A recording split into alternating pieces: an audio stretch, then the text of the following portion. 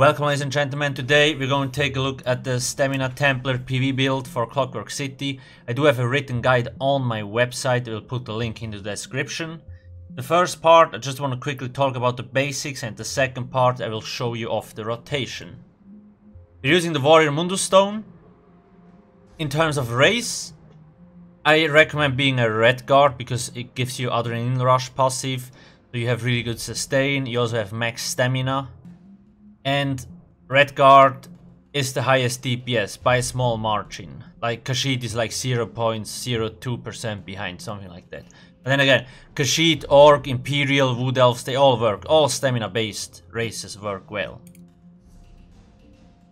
Buff food wise, you want the max health, max stam one, and we're using the weapon power potions to get brutality, savagery and stamina. In terms of gear, 5 pieces, 2-fanged snake.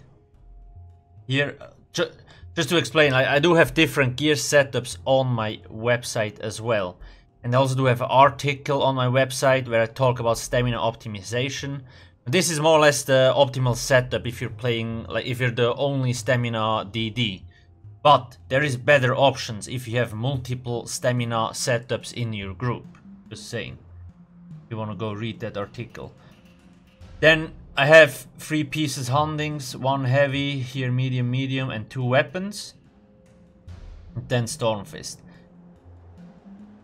All divine stamina and chance. Now, I run a heavy chest and a light helmet. So I get 5-1-1 because I'm a Red Guard.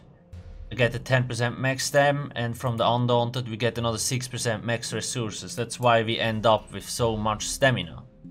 Really nice. However, if you want, you can run 1 heavy, 6 medium, or like 7 medium if you want. I just prefer this type of setup because I have 17.2k health then, which is nice for raids and dungeons, so you don't die that fast. You also get a little bit more resistance. All weapon damage jewelry here. Now, why Storm Fist? First off, it actually deals good damage, and I like having the stamina recovery bonus on my Templar and Sork. Like, you have sometimes troubles to sustain a little bit in some kind of situation, so I actually like this. You could also run Vicious Serpent. Let me actually check if I have. Probably not. Nope. You also here, yeah. You could run Vicious Serpent as well, because this gives you 8% cost reduction on your abilities if you want to, instead of Hunting's Rage. You also could run War Machine. This is also a nice set for a Templar, because we have pretty cheap ultimate, the Crescent Sweep one. So that's another option you have. There's a lot of good options. This is just one of the setups. We're using poison damage Nirnhound on the main hand, dagger, and then a second dagger with weapon damage precise. If you are a Khajiit, I recommend that you run 1 axe. If you're not a Khajiit, just go with 2 daggers. We don't, because if you see, like, we are at like 65% weapon crit. Backbar Nirnhound Maelstrom Bow with poisons. If you don't want to use poisons because they're quite expensive, you could run a Crusher enchant, you could run a Disease enchant, or like a Prismatic enchant. Just other options. Now, why don't we use Infused anymore? Basically, the Maelstrom Bow, the increased damage on the volley tick used to be on, like, was an enchantment. So it got actually buffed on the main hand from the Infused dagger, which is not the case anymore. The Nirnhound now is slightly better, we benefit more from it. Then again, the difference is really small. So you could technically use Infused if you want, if you feel more comfortable with it. That's it about the setup. Please make sure to not forget to subscribe. I will upload more of those videos in the future. You can find champion point setup on my website. I just want to take on a few points. Piercing. Now here it depends how much points you should invest to, because if your group is very optimized and you already have a lot of penetration debuffs on the enemy through Alcast, Crusher enchant and all that kind of stuff, then you might not need that many points. you might maybe only need 19 points or maybe 25, something like that. Bosses have 18.2k resistances, so you need to make the calculation on your own. That's more or less it. About the setup, there's nothing really important. Like, I just use the same setup on all my toons in terms of like the red tree thingies, more or less. In terms of skills, so there's a few points to talk about. Piercing Spear, this gives you higher crit damage done. But you need to have Adric Spear ability slotted. So we have Biting Chaps here, is this one, and on the back bar we have Crescent Sweep. So we benefit from the 10% extra critical damage on both bars. Rearming Trap, basically a must-have, gives you -4, deals a lot of damage. Power of the Light. Now with the rotation we are using, we almost can keep this up 100% of the time, which is very nice. You will see that in a second. I also do have the rotation written down on my website. Now here, Rending Slashes, Biting Chaps and Deadly Cloak with Flawless Dawnbreaker.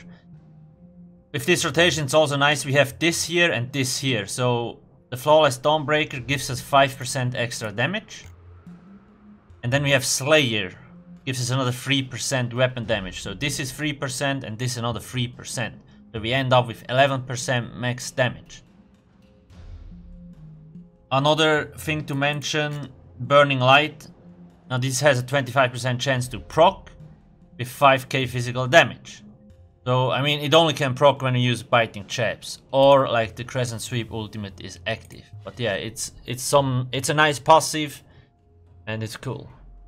But back in the days, I mean, this build, it was really only centered on Biting Chaps and Burning Light, so that stuff procced like crazy, but now we have to change the rotation because they changed Biting Chaps and all that kind of stuff. Anyway, rotation wise, just to show you, I mean, it's pretty, no, it's not pretty standard. Back bar, I always activate Deadly Cloak first, right? Then when you engage, you want to use Endless Hail, Light Attack, Poison Injection, Light Attack, Cult Drops, Light Attack. Then if you need to use the ulti and Weapon Swap. Then you immediately drop your Trap, Heavy Attack, Power of the Light, Heavy Attack, Rending Slashes, Heavy Attack, Biting Chaps, Light Attack, Deadly Cloak, Light Attack, Power of the Light, Weapon Swap. With this rotation, we basically can keep up Power of the Light 100% of the time. Depends how fast you are with your rotation, you actually can keep up Endless Hail almost 100%. Just remember, I am on the PTS here, so the rotation is a little bit slower because I have a little bit higher ping and all that kind of stuff. Just thing. And also remember, this build is optimized for trials and dungeons. This is not the target dummy build. So if you want to optimize for target dummy, you can get higher DPS. But it's not the point of the build. So I'll just quickly show you the rotation, we'll analyze the combat metrics, parse and all that kind of stuff.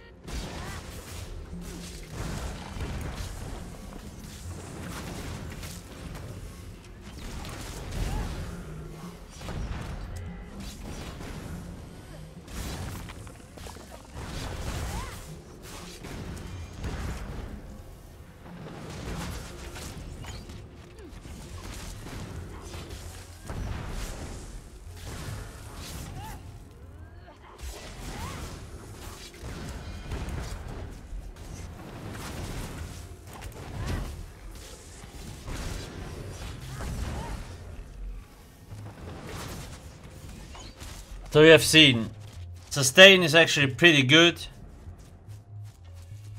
I once pressed the wrong button because usually I have trap here. Oh, come on, game. There.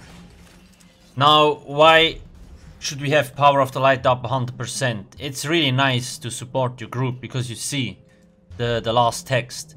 It applies minor fracture and minor breach, like reducing the enemy's physical and spell resistance by 1320. So that's really nice if you can keep that up 100% almost.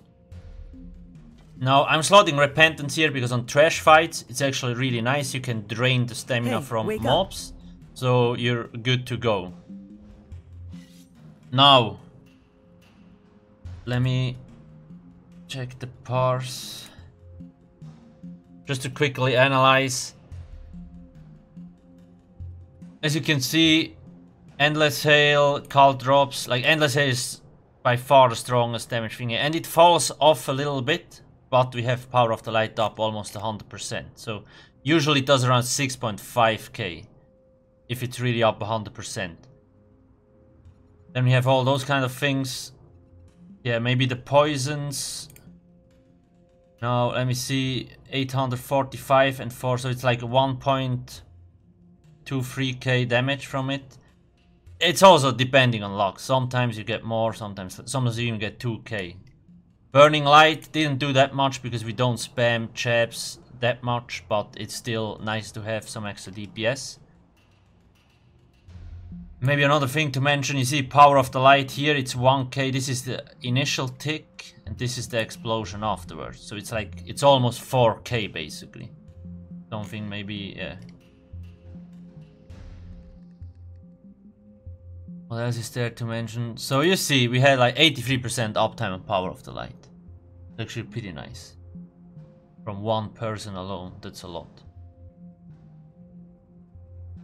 My average weapon crit is 58% basically. Why does it drop? It's because on my back bar. On the front bar we have 64, back bar 52. So, maybe another thing to mention. You can also run precise if you don't want to drop the crit that much, but it doesn't matter. Like Nernholm precise, it's basically the same results almost. Is there something else to mention? No, I think I did all. Like I said, you can run War Machine if you want to. It's really good with the Crescent Sweep. If you don't run War Machine, you could run the Bow Ultimate. It's also really good, the Ballista one. All depends on the fights. That's basically it. If you have any questions, ask me in the comment section below. Make sure to not forget to subscribe and hit that sexy like button if you found the video useful. Thank you for watching and have a nice day. Cheers.